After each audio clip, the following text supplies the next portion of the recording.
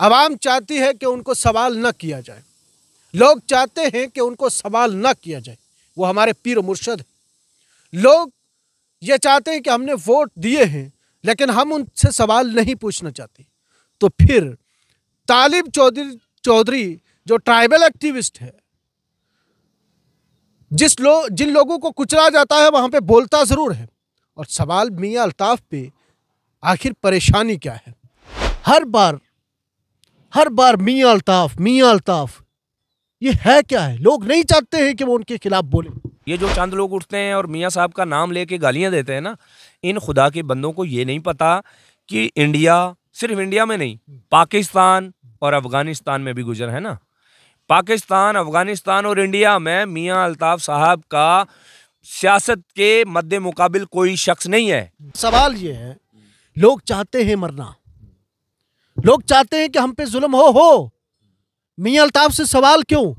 लोग चाहते हैं कि राजौरी, पुंछ के साथ साथ बाकी इलाकों से 7 मेंबर लेजिस्लेटिव असेंबली है, उनसे सवाल क्यों नहीं है?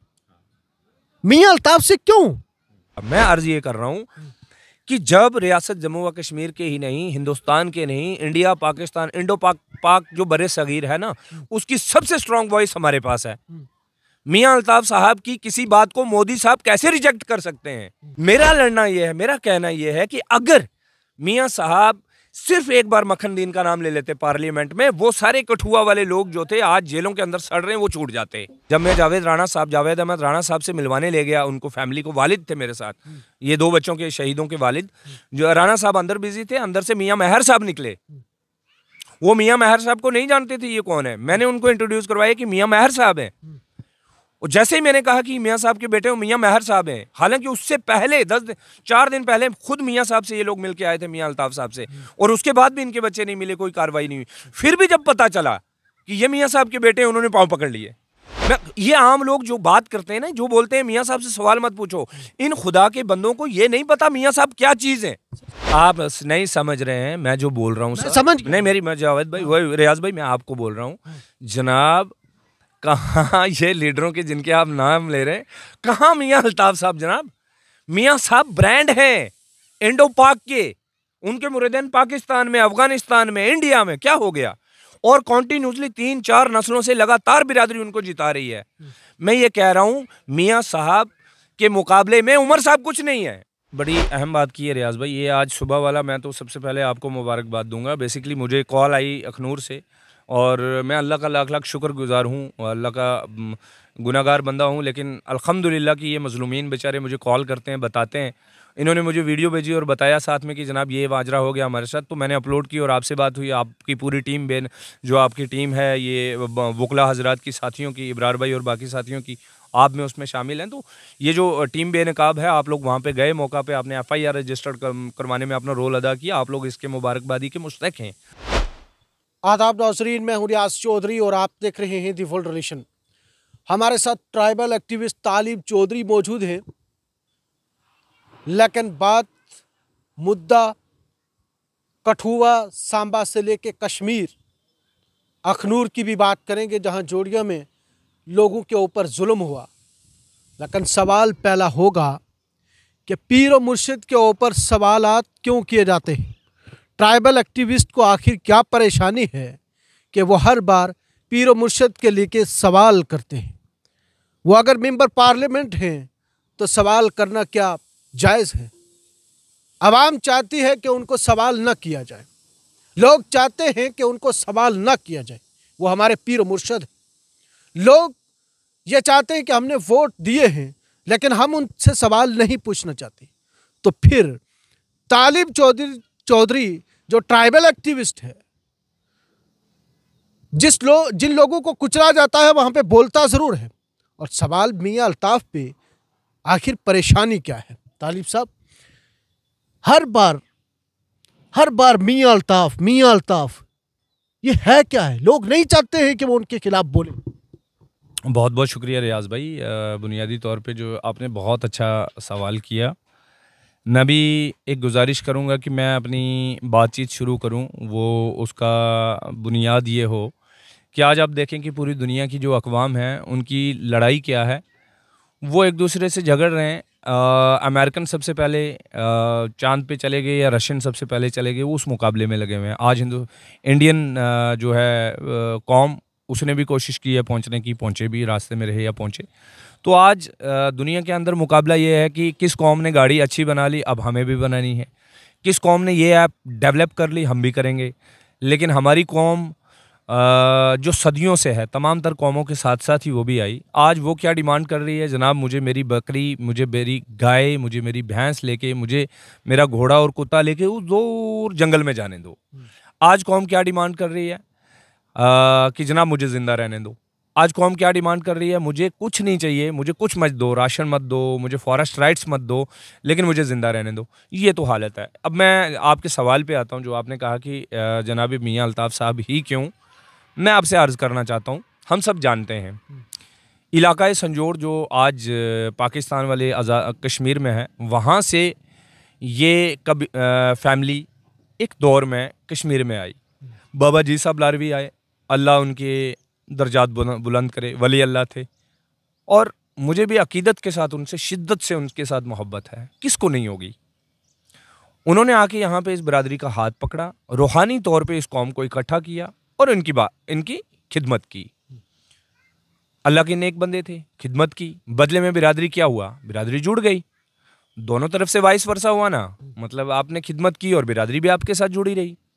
ये निज़ाम चला आगे। उनके बेटे हुए हज़रत हाजी बाबा साहब, जिन्हें निज़ामुद्दीन लारवी रहमतुल्लाह अलैह कहा जाता है, उनका दौर आया। उन्होंने भी क्या खूबी से निभाया।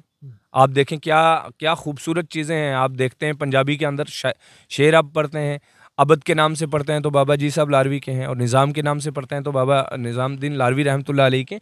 तो जब ये सारी खिदमात उन्होंने, इल्मी खिदमात, रूहानी खिदमात इसमें की, कोई दो राय नहीं है। फिर आगे बाबा साहब मियाँ बशीर साहब रहमतुल्लाह अलैहि, वो इस दुनिया फ़ानी से गए। लेकिन जब 40 साल की उम्र में जब लोग सियासत छोड़ देते हैं, रियासत शुरू करते हैं बुनियादी तौर पे, 40 साल की उम्र में लोगों को मज़ा आता है। पॉलिटिक्स का दौर यही होता है। उस वक़्त उन्होंने सियासत की पीक पे जाके सियासत छोड़ दी। मैं किसी को सियासत छोड़ने की तरफ इशारा नहीं कर रहा, मैं बोल रहा हूँ कि देखें, खिदमत देखें। फिर उसके बाद क्या है, मियाँ साहब की खिदमत है। अब देखें जनाब, देखें इस मुल्क के अंदर हुआ क्या। आपको भी पता है, हम सबको पता है कि इस मुल्क के अंदर राजे रजवाड़े हुआ करते थे आज़ादी से पहले। आपने देखा पूरे मुल्क के अंदर बहुत सारे राजे जो थे वो सारे जम कर गए मुल्क हिंदुस्तान में। उसके बाद क्या हुआ कि वो जो राजों की आगे औलादें थी वो पॉलिटिक्स में आई, क्योंकि जमहूरी निज़ाम आ गया। आपको इलेक्शन लड़ना है, अगर राजा बनना है तो इलेक्शन लड़ना है। तो वो लोग आए पॉलिटिक्स में, जैसे ज्योतिरादित्य सिंधिया मध्य प्रदेश से, पहले कांग्रेस में थे, अब बीजेपी में है। आप वो देखते हैं एक औरत राजस्थान के अंदर, मुझे उनका नाम नहीं याद आ रहा, जो सीएम की लिस्ट में थी, वो राजा ख़ानदान से थी। और बहुत सारे ऐसे एग्जांपल्स हैं इंडिया के अंदर। वो लोग आए पॉलिटिक्स में। करण सिंह साहब हमारे यहाँ, महाराजा हरि सिंह साहब के फर्जंद अर्जुमंद, उनकी आगे नस्लें आपके ये क्या हैं, आज़ाद छतरू सिंह साहब। तो ये सारे लोग आए पॉलिटिक्स में, कभी जीते कभी हारे, इनको हार भी फेस करनी पड़ी। थे कौन राजे? यहाँ पे अल्हम्दुलिल्लाह इस बिरादरी ने, ये ख़ानदान जो था, ये पॉलिटिक्स में आया। कब आया? जब से पॉलिटिक्स शुरू हुई, जब से जमहूरियत आई यहाँ पे। उससे पहले भी जो गुजर जाट कॉन्फ्रेंस में बहुत एक्टिव रहे हाजी बाबा, इसमें बहुत बड़ा कंट्रीब्यूशन है उनका। अगरचे और लोग भी थे, लेकिन थे वो भी थे, उसके एक बड़े ज़ोमा थे। तो अब मुझे ये बताइए, बात ये है, असल में ये समझना होगा। अगर कोई ये समझे रियाज भाई कि मेरा ज़ाती तौर पे जनाब मियाँ अल्ताफ़ साहब से कोई इख्तलाफ है, तो ये सिरे से गलत बात है। मेरा ज़ाती तौर पर मियाँ साहब से कोई इख्तलाफ नहीं है। और शायद आपको नहीं पता होगा, आपको पता भी होगा, मेरे जो यूनिवर्सिटी के साथी थे उनको पता है कि मैं ये जितने भी गुजर, चाहे मियाँ साहब के मुरीद हों या जो लीडर हों, छोटे लीडर मियाँ साहब से नीचे, ये तमाम तर जितने लोग भी, उन सबसे खास लोगों की लिस्ट में मैं भी आया करता था। मैं मियाँ साहब का बहुत क्लोज। आपने सुना? आवाम ने सुना, ये आवाम ने सुना। नहीं, सवाल मैं वही बोल रहा हूँ। मैं, आप मुझे कंप्लीट करने का मौका दें। मैं ये कह रहा हूँ कि मैं मियाँ साहब को बहुत नज़दीकी से जानता हूँ। आपको पता है, मेरी बात सुने ना, सवाल क्यों, मेरी बात सुन लेना आप। जब मताए फ़ख्र दानिश, बाबा साहब जब जिंदा थे, मताए फ़ख्र दानिश जब रिलीज़ हुई ये किताब बाबा साहब की और इस ख़ानदान की कंप्लीट हिस्ट्री पे, तो जनाब वो जावेद राही साहब और GBSW है, गुजर बकरवाल स्टूडेंट वेलफेयर एसोसिएशन, जिसका उस वक्त मैं प्रेसिडेंट था, हमने जनरल जोरावर सिंह ऑडिटोरियम के अंदर जनाब इनेकाद में हमने अपना रोल अदा किया। उस बुक की जो इनॉग्रेशन थी, I was the part of that programme. हम स्टेज पे रहे। वहाँ पे कौन लोग आए, चीफ गेस्ट कौन थे?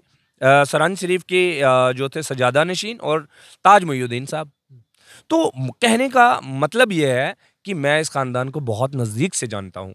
4 पीढ़ियाँ ऐसी हैं पूरे मुल्क हिंदुस्तान के अंदर, आपको मिसाल नहीं मिलेगी कि कॉन्टीन्यूसली 4 पीढ़ियाँ पॉलिटिक्स में कामयाब रहीं। मैं ये जानता हूँ, मैं बहुत वाकिफ़ हूँ। ये जो चंद लोग उठते हैं और मियाँ साहब का नाम लेके गालियाँ देते हैं ना, इन खुदा के बंदों को ये नहीं पता कि इंडिया, सिर्फ इंडिया में नहीं, पाकिस्तान और अफ़गानिस्तान में भी गुजर है ना। पाकिस्तान, अफ़गानिस्तान और इंडिया में मियाँ अल्ताफ़ साहब का सियासत के मद्दे मुकाबिल कोई शख्स नहीं है। अगर नवाज शरीफ को अभी फ़ोन कर देंगे ना, शहबाज शरीफ साहब को, कि मैं मियाँ अल्ताफ़ बोल रहा हूँ, ये काम करना है मेरी बिरादरी का, कोई में जुर्रत नहीं पैदा होती कि इनकार कर दें। फिर इस मुल्क के अंदर, मैं इसलिए कह रहा हूँ, देखें, जमहूरी निज़ाम ने हमें यह हक दिया कि हम अपना एक स्पोक्स पर्सन तैनात करें जो हमारे बिहाफ पे बात करे। लेकिन यहाँ तो हमें हमारे तो डबल फ़ायदा हो गया। एक तो हमारे पीरो मुर्शद भी हैं, ऊपर से हमारे स्पोक्स पर्सन भी हैं। तो मेरा लड़ना ये है, मेरा झगड़ना, मेरा रोना ये है कि भाई मक्खन दीन की अगर पार्लियामेंट में बात होती तो वो जो हाजी लतीफ़, वो जो बिलावर से 40 के करीब लोग, जो मेरी बात नहीं मेरी बात सियासत में आ गए ना, कंप्लीट करने दें, फिर क्या कंप्लीट करें जब आप सियासत में आ गए। मेरा सवाल ये है, लोग चाहते हैं मरना, लोग चाहते हैं कि हम पे जुल्म हो। मियां अल्ताफ से सवाल क्यों? लोग चाहते हैं कि राजौरी, पुंछ के साथ साथ बाकी इलाकों से 7 मेंबर लेजिस्लेटिव असेंबली है, उनसे सवाल क्यों नहीं है? मियां अल्ताफ से क्यों उनको सवाल नहीं पूछ रहे भैया? मैं वही कह रहा हूँ, पहले आप मुझे बात कंप्लीट करने दें, फिर उसके बाद आप दबा के सवालात करें, मैं इंशाल्लाह आपके जवाबात दूंगा। मैं अर्ज ये कर रहा हूँ कि जब रियासत जम्मू व कश्मीर के ही नहीं, हिंदुस्तान के नहीं, इंडिया, पाकिस्तान, इंडो पाक जो बड़े सगीर है ना, उसकी सबसे स्ट्रॉन्ग वॉइस हमारे पास है। मियाँ अल्ताफ साहब की किसी बात को मोदी साहब कैसे रिजेक्ट कर सकते हैं? मेरा लड़ना यह है, मेरा कहना यह है कि अगर मियाँ साहब सिर्फ एक बार मक्खन दीन का नाम ले लेते पार्लियामेंट में, वो सारे कठुआ वाले लोग जो थे आज जेलों के अंदर सड़ रहे हैं, वो छूट जाते। जो बहुत सारे मियाँ साहब के मुरीद भी, सारे ही मुरीद भी हैं, और बहुत सारे उनमें से इनके वोटर्स भी हैं। मेरी अर्ज सुन लें, दूसरी अर्ज कर रहा हूं मैं, अगर देवसर में जाके मियाँ साहब सिर्फ खड़े हो जाते, और माँ का आपने बयान लिया, माँ ने कहा मैं पैर जाके पकड़ा मियाँ साहब का, आई वो सच में मेरे चश्म, मेरे जेरे चश्म, मेरी आंखों के सामने, जब मैं जावेद अहमद राणा साहब से मिलवाने ले गया, उनको फैमिली को, वालिद थे मेरे साथ, ये 2 बच्चों के शहीदों के वालिद, जो राणा साहब अंदर बिजी थे, अंदर से मियाँ मेहर साहब निकले। वो मियाँ मेहर साहब को नहीं जानते थे ये कौन है, मैंने उनको इंट्रोड्यूस करवाया कि मियाँ मेहर साहब हैं। और जैसे ही मैंने कहा कि मियाँ साहब के बेटे वो मियाँ मेहर साहब हैं, हालांकि उससे पहले 4 दिन पहले खुद मियाँ साहब से ये लोग मिल के आए थे, मियाँ अल्ताफ साहब से, और उसके बाद भी इनके बच्चे नहीं मिले, कोई कार्रवाई नहीं हुई। फिर भी जब पता चला कि ये मियाँ साहब के बेटे, उन्होंने पाँव पकड़ लिए, अल्लाह का वास्ता है हमारे बच्चे वापस दिलवा दो। मैं ये रोना रो रहा हूँ। मैं ये आम लोग जो बात करते हैं ना, जो बोलते हैं मियाँ साहब से सवाल मत पूछो, इन खुदा के बंदों को ये नहीं पता मियाँ साहब क्या चीज़ है। सवाल ये है कि वो लोग अकरम चौधरी के पाँव क्यों नहीं पकड़ते, जावेद राणा के क्यों नहीं पाँव पकड़ते, राजौरी में बुद्दल से MLA जावेद है उसके पाँव क्यों नहीं पकड़ते, मियाँ मेर अली के और मियाँ अल्ताफ के? आप नहीं समझ रहे हैं मैं जो बोल रहा हूँ सर, समझ नहीं मेरी, मैं जावेद भाई, वही रियाज भाई, मैं आपको बोल रहा हूँ जनाब, कहाँ ये लीडरों के जिनके आप नाम ले रहे हैं, कहाँ मियाँ अल्ताफ साहब? जनाब मियाँ साहब ब्रांड हैं इंडो पाक के, उनके मुरीदीन पाकिस्तान में, अफगानिस्तान में, इंडिया में, क्या हो गया? और कॉन्टिन्यूसली 3-4 नस्लों से लगातार बिरादरी उनको जिता रही है। मैं ये कह रहा हूँ मियाँ साहब के मुकाबले में उमर साहब कुछ नहीं है। ये बिरादरी को आप ले जाइए उमर साहब के सामने, वो बात ही नहीं करेंगे, उनको पता है नहीं है पावर। मियाँ साहब के मुकाबले मियाँ साहब की पावर, इतनी पावर है, इतनी उमर साहब की भी नहीं है।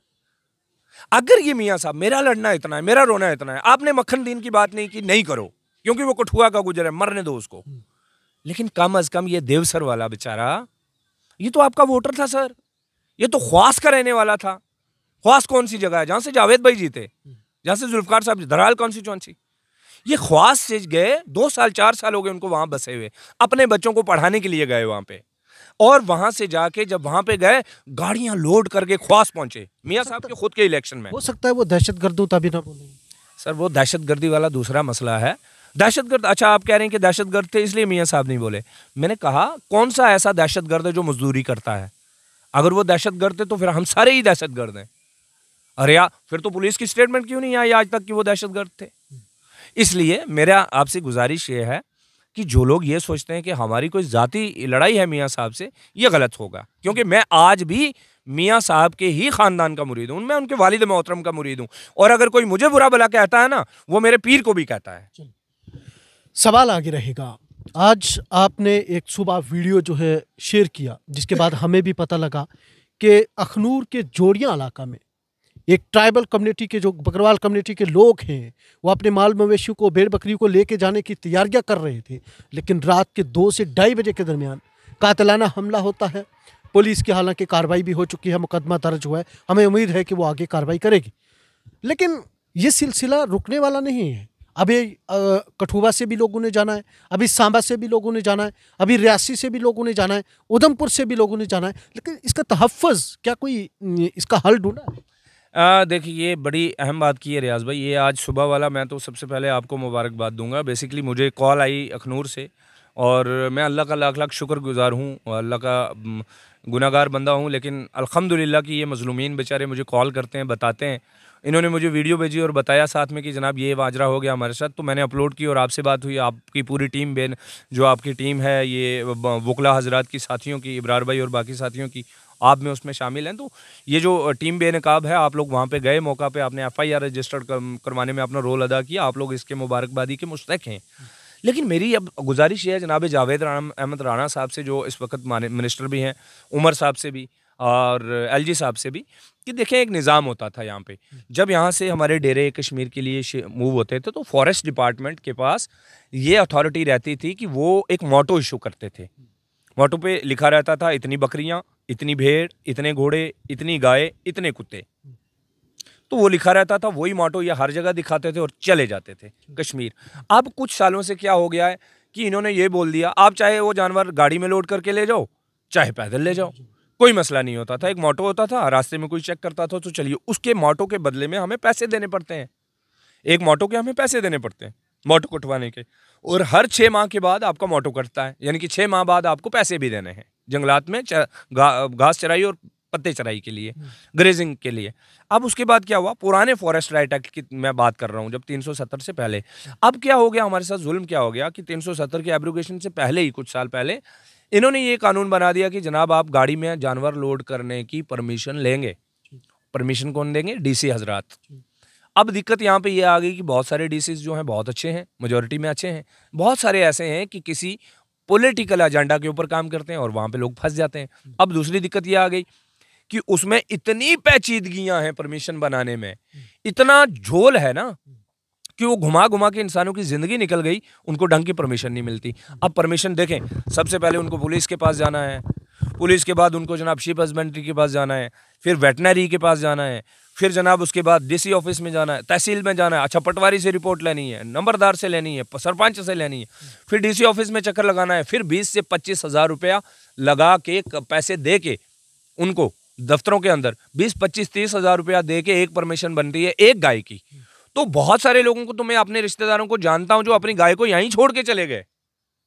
अब दिक्कत ये हो गई है कि गवर्नमेंट को इस तरफ ध्यान देना चाहिए कि ये लोग माइग्रेटरी हैं, इनका कल्चर है।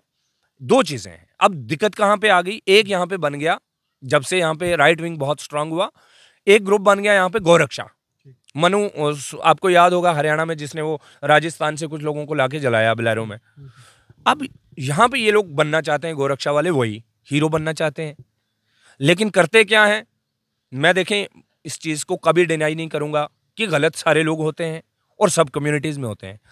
व्यापार देखें, एब्रोगेशन 370 से पहले वाहिद रियासत थी ये जहाँ मुस्लिम मेजॉरिटी, 70% मुस्लिम पॉपुलेशन, लेकिन गाय ज़बा करना क्राइम था, रजिस्टर्ड होता था। आज एब्रोगेशन 370 के बाद गाय ज़बा करना एज अ क्राइम नहीं है जैसे पहले होता था, बैन नहीं है। अब क्या होता है कि आपके सेंटीमेंट, हमारे साथियों के सेंटीमेंट भड़क गए, उसकी वजह से FIR रजिस्टर हो जाती है, लेकिन वो वाला क्राइम खत्म हो गया एब्रोगेशन की वजह से। मैं गुजारिश करता हूँ, ये जो हिंदू एकता क्या है, ये गोरक्षा दल वाला, ये उठते हैं, वीडियो बनाते हैं, लड़कियां चल रही होती हैं गाय लेके, ये उसको हैरान परेशान करते हैं और उसके बाद वीडियो बना के सोशल मीडिया पे डालते हैं हीरो बनने के लिए। मैं इनसे गुजारिश करता हूँ, आप सारे अपने जिन लोगों को वोट दे के खड़ा किया उन सब बीजेपी वाले लीडर्स को खड़ा करिए, उनसे बात करिए। मैं भी बात करूंगा जिन एमएलएज को जानता हूँ। आप ये कानून लाइए, बिल लाइए, आने वाले असेंबली में 14 से शुरू हो रही है कि बिल ये लाया जाए कि जनाब जम्मू कश्मीर के अंदर कोई भी मुसलमान गाय नहीं पालेगा। बात खत्म करिए। आप कैसे मारते पीटना शुरू कर देते हैं, आप इन लोगों को पीटते हैं, आगे से हम भी रिएक्शन करेंगे। हमारा रिएक्शन क्या है, आज जैसे आपने, आप लोगों की मेहरबानी से, खुदा के अल्लाह के फजल से एफआईआर रजिस्टर्ड हो गया। मैं आपके चैनल के जरिए से सांबा कठुआ जम्मू के अंदर उन बदमाशों को जो कानून को हाथ में लेते हैं वार्निंग दे रहा हूं, कानून को हाथ में मत लीजिए। कोई गलत है पुलिस को इन्फॉर्म करिए, आप खुद वीडियो बनाइए, हमारी बच्चियों को हरास करिए, वो आपको माफ नहीं करेंगे। हाँ, कोई गलत कर रहा है, व्यापार कर रहा है, व्यापार तो साल भर चलता है, तब तो आप सोए होते हैं, पता नहीं क्यों सोए होते हैं, शायद कुछ मिलता होगा। जब ये लोग जाते हैं, जब आम लोग, ट्राइबल कम्युनिटी मूव करती है, तभी आप आ जाते हो, कुकड़ मुत्ते की तरह पैदा हो जाते हो आप कहीं से। लेकिन इसके लिए सरकार से कोई बात करेंगे से कि ये फौरी तौर पर इसके मैं आपसे आपके चैनल के जरिए से गुजारिश कर रहा हूं, मुझे पता है आपके चैनल को सुनेंगे। मेरी गुजारिश गवर्नमेंट से यह है कि फौरी तौर पे ये काम खत्म किया जाए जो डीसीज को परमिशन देने का हक है। डीसीज के जेन्युइन जो है ट्राइबल, उसकी बेचारे की परमिशन बन ही नहीं सकती डीसी साहब के दफ्तर से, उसको पता ही नहीं है डीसी दफ्तर कहाँ है।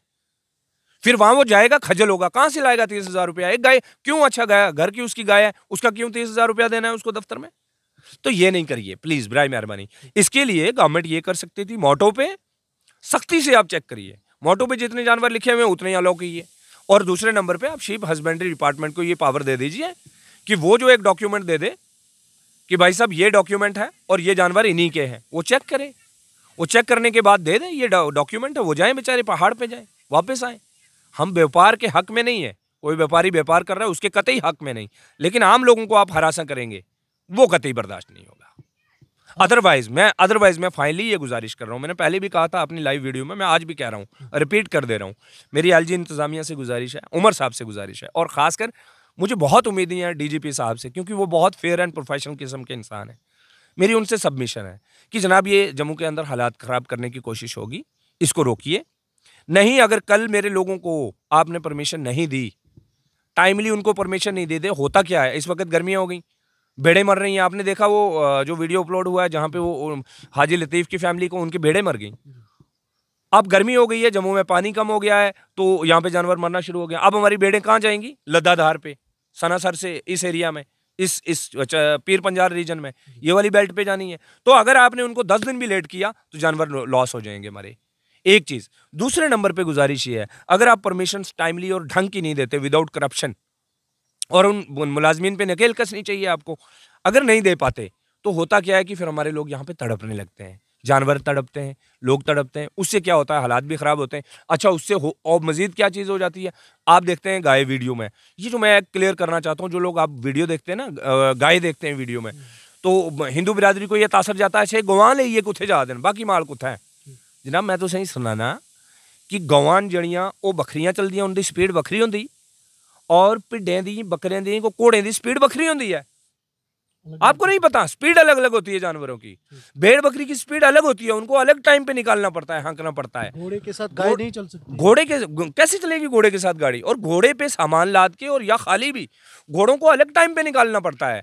गाय और भैंस जो है उनकी सेम स्पीड होती है, उनको अलग टाइम पे निकालना होता है और अलग झुंड में लेके चलना पड़ता है, और वो बहुत सारे डेरों की इकट्ठी हो जाती हैं, तभी आपको 5, 10, 8, 10, 15 लगने लगती हैं। तो 10-15 अगर लगती हैं तो आपको 500 बकरी नजर क्यों नहीं आती? फिर 500 बकरी के ऊपर या 100 बकरी के ऊपर 2 गायें, तो क्या मसला है? आखिर में उम्मीद करते हैं कि जो आज का साने हो इसके बाद नहीं होगा। मैं उम्मीद कर सकता हूँ, मैं उम्मीद करता हूँ, जैसे पुलिस ने कार्रवाई की है, मैं बहुत खुश हूँ अल्हम्दुलिल्लाह। अल्लाह करे कि डीजीपी साहब की ये पुलिस बहुत काम करेगी। एसएसपी साहब जम्मू ने कार्रवाई की है, इसमें उनका बहुत शुक्रिया, एसएचओ साहब का बहुत शुक्रिया। लेकिन मेरी फिर से गुजारिश है कि अगर टाइमली, और इन बदमाशों को भी नकेल कसनी चाहिए, हमारी तरफ से कोई गलत है उसको भी कार्रवाई करें, उधर से अगर कोई गड़बड़ हालात खराब करने की कोशिश करता है उस पर नकेल कसिए, ताकि लॉ ऑफ द लैंड की बात चले यहाँ पे। मैं आखिर में गुजारिश ये कर रहा हूँ, अगर खुदा ना खास्ता ऐसा नहीं हुआ, चारों कज़ा ये नहीं हुआ एंड तक, मतलब परमिशन नहीं मिली, लोग नहीं जा पा रहे हैं, तो फिर मुझे मजबूरन कठुआ से पैदल मार्च शुरू करना पड़ेगा अपने तमाम लोगों को साथ में लेके। उसमें घोड़े भी होंगे, उसमें बकरियां भी होंगी, भेड़ें भी होंगी, भैंस भी होगी, गाय भी होगी। फिर हम रास्ते पे चलेंगे और रात को नहीं चलेंगे, हम दिन दहाड़े चलेंगे, नेशनल हाईवे पे चलेंगे, मीडिया साथ लेके चलेंगे।